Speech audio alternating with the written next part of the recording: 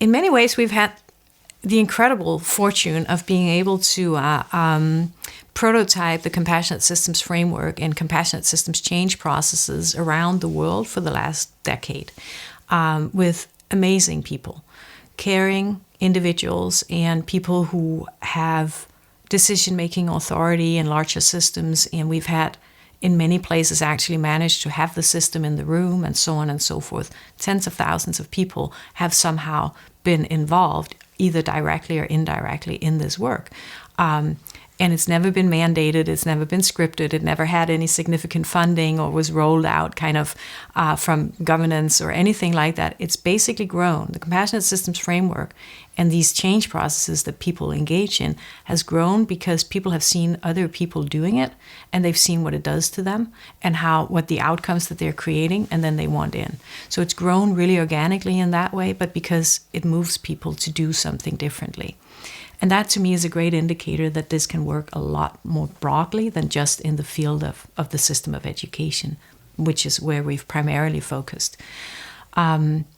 We've worked with people from all the major religions in the world, and mostly also with people who have, very deep beliefs and faith systems, and most of them say it resonates with what the heart of their faith is. We've had the incredible opportunity to work with several indigenous populations around the world, and the same is the case there, that usually the feedback that we get is that this is so aligned with the traditional wisdoms of those people. And then, of course, we work with agnostics and atheists and, academics of all kinds and so on and so forth. And it seems to have very, very broad reach. We work with little kids in classrooms and in out of school. And we work with ministry level leadership and everybody in between with the same tools and practices. So there is a possibility for growing a culture or forming a culture around this particular framework and orientation and how people are showing up with these tools and practices. Our next phase of the work will be working with cities. And the reason why we've taken city as the unit is, well, a couple of reasons.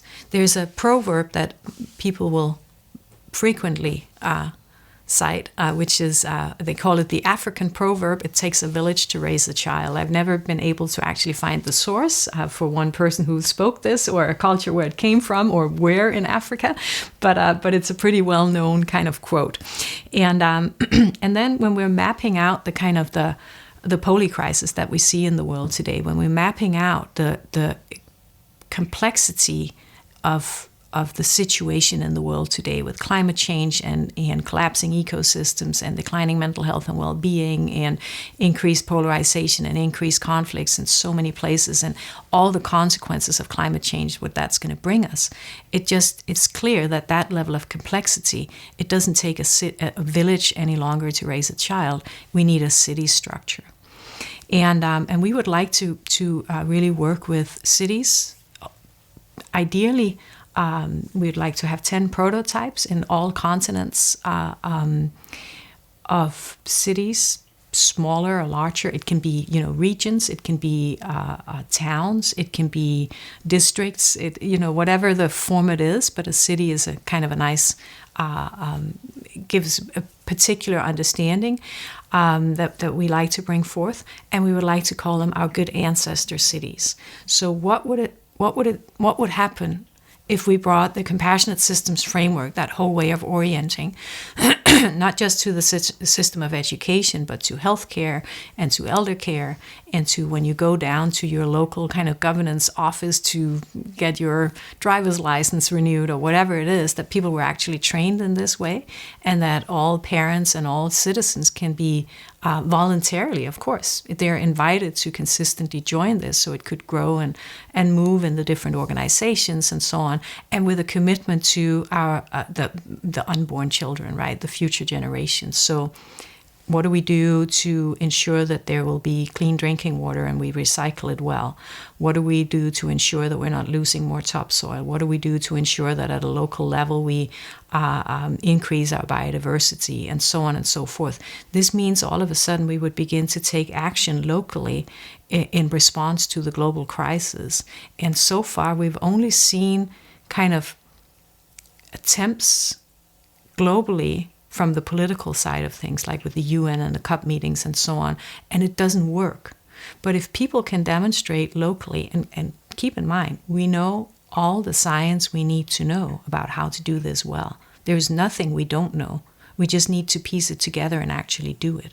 So in these good ancestor cities, we're consistently working towards ensuring that there are safe spaces for future generations as well. And we do that through coming together and cultivating compassionate systems change together in these spaces. It's not something we want to impose on people. So the people who already live there who don't want to participate, that's okay. My hunch is after a while it'll begin to grow and flow so organically we don't even have to name what it is any longer. But I think the commitment to making sure that we can have clean drinking water and fresh air is something that most people can in fact buy into. And so that can be a kind of a shared aspiration for a space like this. I think imagine if you're the city council in a place like this, the type of the population that you would attract to come and live in a place like this must be desirable for most cities. I think people who really want to actively engage in the local society and be, have a commitment to showing up with kindness and showing up with, greater care and sense of responsibility for what's going on locally and so on. I think they could be very, attractive places for people to go to and people to live in. And so recently I had a brief exchange with someone where I was sharing, so this is our next approach. And this is somebody who's not, who doesn't really know about our work. And it's interesting because, of course, it brings forth ideas of kind of utopia. But I don't think that these will be places where there'll be, no aggression or where everybody will, be happy or anything like that. I just think that what we've seen with the compassionate systems framework and how people engaging it is a greater sense of responsibility for how I show up, a greater sense of responsibility for who I want to be in the world and how I want to operate. And that's probably not going to harm anyone. And then that focus of creating kind of meaningful systems that can actually interact with each other in a way where there is a shared aspiration for what we want to head towards. Those are the kind of key ingredients. And that doesn't mean that people won't be aggressive or have, differences of minds or differences of opinions and different political stances and so on. It should be like that. Nature thrives with diversity and variation. We humans thrive with that as well. We learn and grow best if there's differences around us. Otherwise, how can we learn anything? So it's not a political agenda, and it shouldn't be. And it's a broad invitation for people from all kind of different perspectives to come together and figure it out together, because only then can we actually develop an ecosystem that has enough resilience to withstand the various challenges that we're facing in the world right now.